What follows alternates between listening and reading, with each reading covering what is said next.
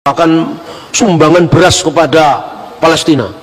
Kalau orang Palestina kan nggak makan nasi, berasnya dimakan siapa sekarang? Nah kemudian baru beberapa tahun terakhir ini mereka ingin menerima solusi dua negara damai, tetapi minta wilayah sebelum perang, yang tidak bisa dong. Loh, kamu kemarin kan ngelawan perang, setelah perang saya menang, masa wilayah yang sebelum perang yang ditentukan PBB kamu minta lagi? Tidak bisa. Jadi itu dikatakan pencaplokan wilayah-wilayah Palestina, itu sejatinya tidak seperti itu.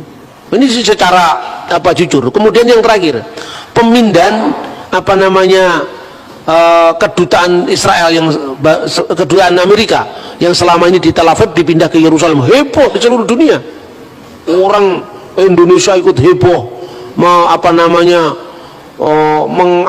mengadakan demo, bahkan sumbangan beras kepada Palestina.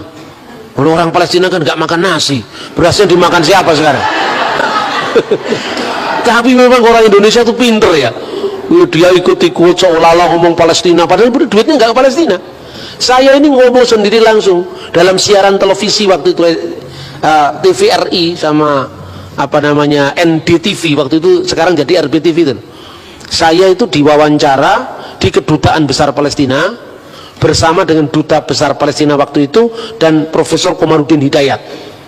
Nah kemudian di awal dari wawancara itu Pak Dubes itu mengatakan begini, kami tidak pernah menerima bantuan sepeser pun dari orang-orang yang demo itu untuk Palestina. Justru bantuan dari PGI yang kami terima, bantuan dari KWI yang kami terima. Loh, yang demo-demo untuk Palestina itu kemana itu?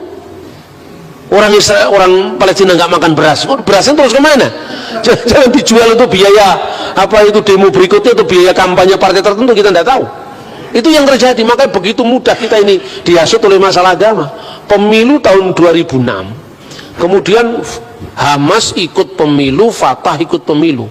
Fatahnya kalah dengan Hamas, faksi Islam garis keras menang. Kenapa kekalahan Fatah? Salah satunya partai nasionalis ini korupsi. Ini sejak dulu sama begitu. Makanya kalau Anda ke partai nasionalis, hati-hati, jangan mencintai mamon. Ideologinya bagus tapi mentalitasnya rusak. Karena di sana terkenal sekali orang-orang Fatah itu banyak melakukan pungutan-pungutan pada rakyat Palestina. Di tengah-tengah kesulitan seperti itu, maka rakyat Palestina pro kepada asal beda dengan Fatah. Hamas menang telak. Waktu menang telak itu, kemudian negara-negara barat kebingungan, wah ini kalau partai garis keras ini menang, ini tidak ada lagi perundingan terhadap Israel. Maka kemudian salah satunya bantuan untuk Palestina, yang itu sebenarnya tersalur nggak tahu kemana, untuk bikin merakit bom itu nggak tahu kemana, itu langsung ditarik. Kemudian setelah ditarik diadakan lobbying lagi waktu Ismail Haniyeh masih menjadi presiden, perdana menteri, tapi presidennya dari Fatah, yaitu Mahmud Abbas. Nah sekarang ini jujur, wilayah Gaza itu wilayah menjadi markasnya Palestina, faksi Hamas. Wilayah West Bank, wilayah jalur tepi barat itu wilayahnya Fatah sampai hari ini. Makanya saudara-saudara ngomong tentang Palestina itu rumit. Nah ketika Donald Trump memindahkan kedutaannya ke wilayah Yerusalem Timur, itu langsung heboh rame. Saya waktu itu ada di sana, saya nginep di hotel yang sama untuk demo itu. Itu yang demo cuma beberapa gelintir orang, tapi foto-foto demo dari tahun sekian dimunculkan di Indonesia. Jadi kami itu hanya tertunda mungkin hanya setengah jam. Jadi mereka itu teriak-teriak, pasang spanduk, kemudian ya mereka tertib demonya juga. Bis asing itu keluar, lalu mereka jalan, nggak nutup jalan. Itu di Indonesia beritanya heboh sekali. Katanya ini Yerusalem sedang kacau, makanya orang tidak berani ke Israel. Padahal aman-aman saja Israel. Kalau Anda pernah pergi, saya juga banyak mengalami itu kan, saya ke Israel itu kan paling sering tuh.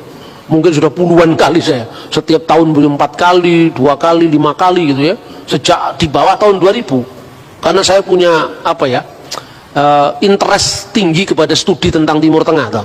Dan saya punya banyak teman di sana waktu saya masih kuliah di Timur Tengah dulu. Nah itu kemudian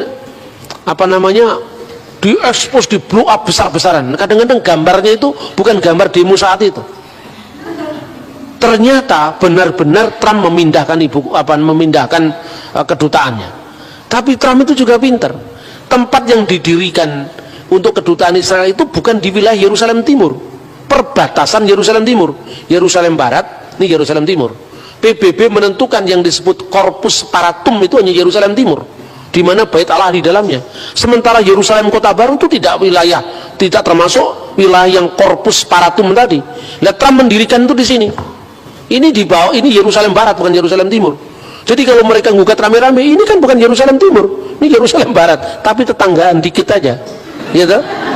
Kalau orang nyebrang di sini, lewat garis ini Anda sudah bisa beli makanan, beli jus, beli minuman di sini. Jadi kira-kira kalau pegawai kedutaannya besar, dia mau jajan ya sebelah sini juga, Yerusalem Timur, tapi posisi gedungnya itu tidak di wilayah Yerusalem Timur, tapi di wilayah Yerusalem Barat yang tidak termasuk dalam definisi Corpus Paratum tadi. Nah, tapi Israel memang pinter ya memang. Mereka menggunakan itu. Nah ini loh, Amerika aja sudah masuk. Bagaimana negara lain? Amerika Latin yang lain-lain mulai mindahin satu. Status quo itu menjadi pembenaran internasional terhadap Israel.